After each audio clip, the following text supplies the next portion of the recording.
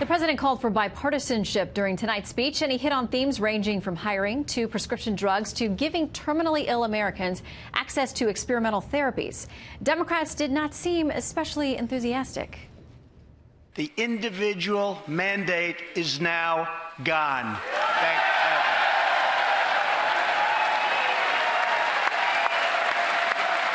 Apple has just announced it plans to invest a total of $350 billion in America and hire another 20,000 workers.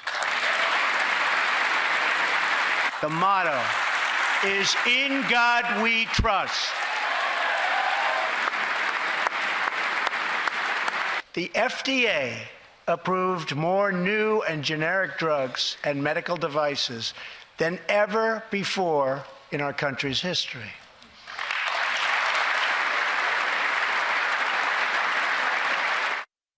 All right, Democratic Congressman Luis Gutierrez explained after the speech that he wanted America to know his party is still resisting this president. Former Congressman from the great state of Utah, Jason Chaffetz, joins us live. And you were on the floor. Yes. So what was the mood there tonight? You know, a nice benefit of former member of Congress. You can still sit on the floor with all the Democrats deciding not to show up. There are plenty of seats. And That's so, true.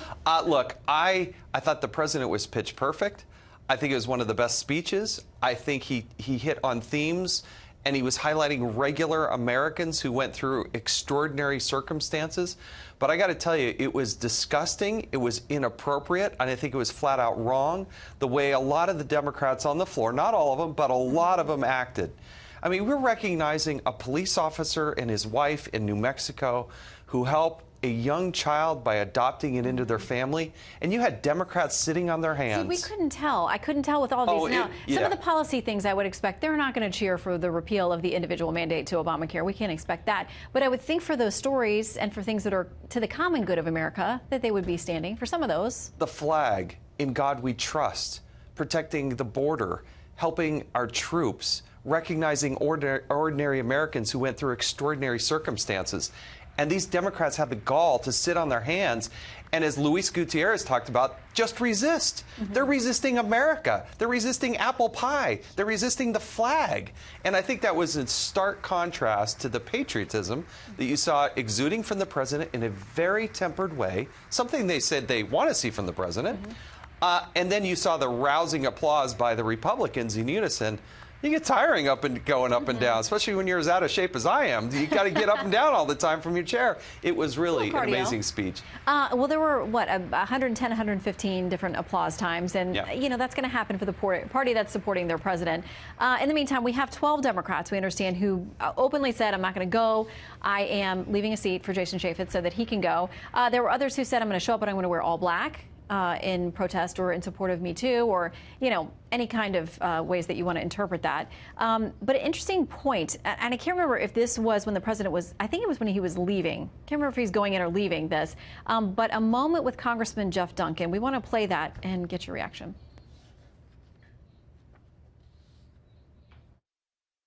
Let's release the memo. Oh, yeah, don't worry. 100%. So he was saying they released the memo. And it sounds like the president says 100%. We hear it's probably coming this week. What do you think should happen with the memo? I do think it should be released. I think America is open and transparent. We err on the side of being self-critical. That's how you make things and improve things. Remember, a lot of this was about a closed case at the FBI that a lot of people felt was mishandled. The Democrats were leading the charge about Mr. Comey and felt that he was acting inappropriately. But the more we learned the facts, the more the Democrats switched their position and said, oh, no, now we don't want to see it. And I just think we have to look at it in order to fix it. If there's nothing wrong, then America will see that.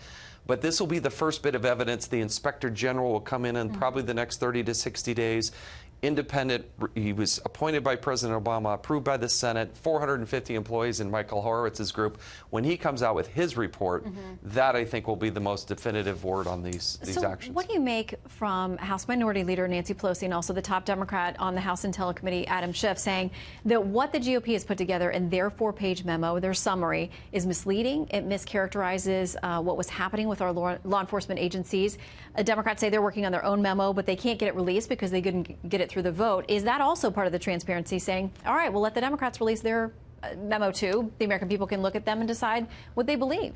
Well, we haven't seen the memo yet, but my understanding is the Republicans that are on the Intel Committee weren't able to read the Democrats' memo before they wanted to bring it up to a vote. So some gyrations there within the Intel Committee. I do think it will ultimately come out.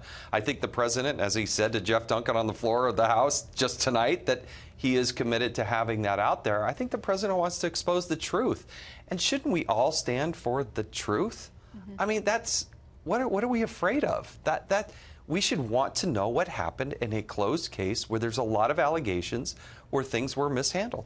Are you worried about the impact on morale at the FBI and other places where we know there are many, many good men and women who around the clock are working and sacrificing, and their families as well, to defend this country, to put people in jail, get bad guys and gals? Do you worry about the impact this is having on them?